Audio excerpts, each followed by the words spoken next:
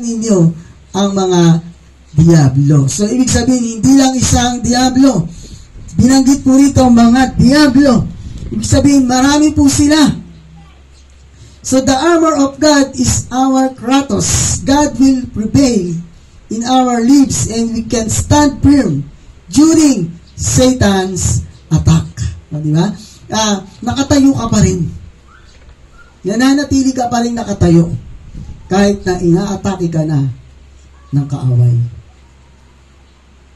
So, ganun po kahalaga ang ating mga ginagawa na paglilingkod at pakikinig ng salita ng ating Panginoon. Amen. Sabi po rito, might from the Greek word, puro Greek word pala ito, no? I-S-C-I-C-Y-S, ISIS, yung babasa dito, to the capable. Mark chapter 12, verse 30. Malapit na po tayong matapos, maiksi lang to. Marcos chapter 12, verse 30. Sabi rito, okay, ibigin mo ang Panginoon ng Diyos ng buong puso, ng buong kaluluwa, ng buong pag-iisip, at ng buong lakas. Sama na natin yung verse 31. Ito naman ang pangalawa. Ibigin mo ang iyong kapwa gaya ng pag-ibig mo sa iyong sarili. Wala nang ibang utos na higit pa sa mga ito. Bakit sinabi ng Panginoon, itinuro ng Panginoon sa mga alagad at sa mga taong nakikinig sa Kanya doon, na ibigin mo ang Panginoon ng Diyos ng buong puso, ng buong kaluluwa, ng buong pag-iisip, at buong lakas. Bakit itinuro po yun ng Panginoon? Kasi ang diablo na ating kaaway, kung ano po yung kabaligtaran ng buong puso, ng buong kaluluwa, ng buong pag-iisip at lakas, yun din ang pantitira niya sa ating mga Kristiyano.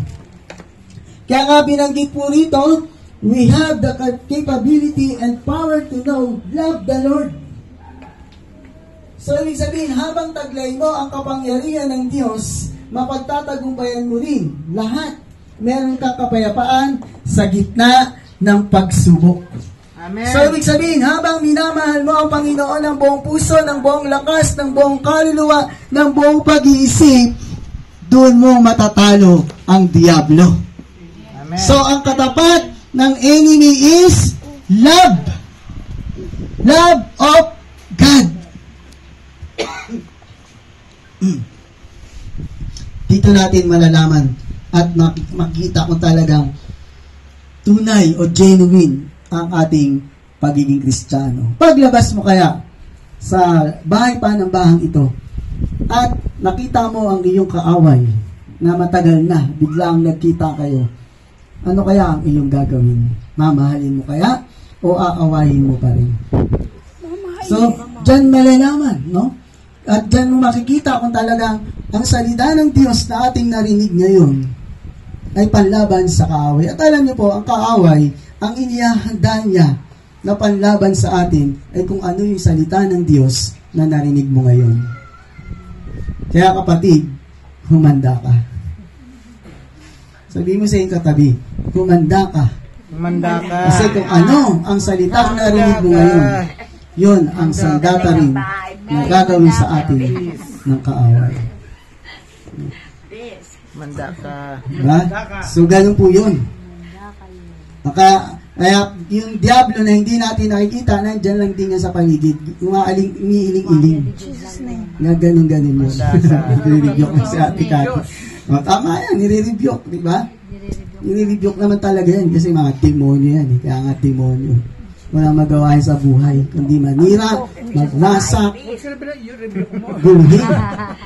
No? O tama, wag mo i-rebuke yung katabi mo na mamaya layasan tayo niyan. No? Meron sa amin yan nangyari, kapitbahay namin.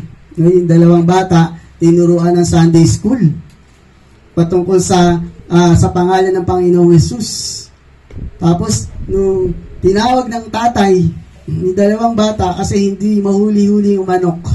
Sabi ng tatay sa dalawa, anak, tulungan niyo ako. Hulihin natin yung manok ko kasi nakawala. Sabi ng bata, tay, in Jesus name, mahuhuli natin yan, in Jesus name. At natawa yung tatay. Sabi, ano nangyari sa inyo? Ano mga pinagsasabi nyo, mga anak? So, hindi applicable. No? Hindi ganon. So, mga kapatid, tandaan po natin, ano po ang ibig sabihin dito, no? Papyawan lang po natin yun. Kasi related naman sa ating topic, no? Paano po natin gagamitin yung kapangyarihan na ipinagkaloob sa atin ng Panginoon? So, di ba yung kapangyarihan na yan na nasa iyo, bawat isa sa atin, yung kapangyarihan na yan, ay ang kapangyarihan ng pangalan ng Panginoong Yesus. Tama? Kapag nakakita ka ng demonyo, anong gagawin mo? Satanas, o demonyo ka, lumayas ka sa pangalan ni Yesus. Di ba? Ganon. Pero pag nagkataon, paano yung kapitbahay mo na biglang lumabas, yun yung naging demonyo? Tapos masabihan mo, demonyo ka, sa pangalan ni Jesus, lumayas ka. At sasagutin ka ng kapitbahay mo, mas demonyo ka. Bakit kaya nasabi yun? Naku, ano po ibig sabihin? Diba? Ibig sabihin, mga kapatid, kahit ang tao ma-rebuke mo, kung malinis ka at alam niya na wala kang ginagawang kasalanan, wala siyang maipaparatang sa'yo. Mananahimik ka lang. Mananahimik lang siya. Ganun po yun. Bakit kasi? For example, puro kabutihan ginagawa mo sa kanya, tapos bigla mo siyang ni-rebuke. Magre-rebuke, hindi yung magre-rebuke. Mananahimik yung bigla. At may isip niya na mali ang kanyang ginawa. Bakit? Kasi malinis ang iyong puso. Pero kung nagre-rebukean kayo, mahirap po yan. Di po ba? Yung dalawang Kristiyano, nag-in Jesus name, in Jesus name. Ikaw, ang sama na ugali mo. Nagsalita naman yung isa, in Jesus name, ikaw, malademonyo ka. So, hindi maganda po yung mga kapatid. Ang nire-rebuke talaga, yung espiritu, yung kaaway na diablo, na dapat nating talunin sa pamamagitan ng pananampalataya. So, maging handa. Laging manalangin. So, eto, pastor to. No? Hindi ko lang babanggitin. Tinawag, pastor. Sabi na, natutulog pa yung pastor na to. Ang aga-aga, biglang binabaluan. Ano yun? Na ano siya? Yung tawag doon? Naalimpungatan. Sabi ng isang ng kapatiran, pastor, may sinasapian po doon na demonyo, yung babae. Tulungan natin. Ito si pastor, dahil naalimpungatan, agad-agad bumangon. At pagdating doon sa daming tao, bigla siyang pumasok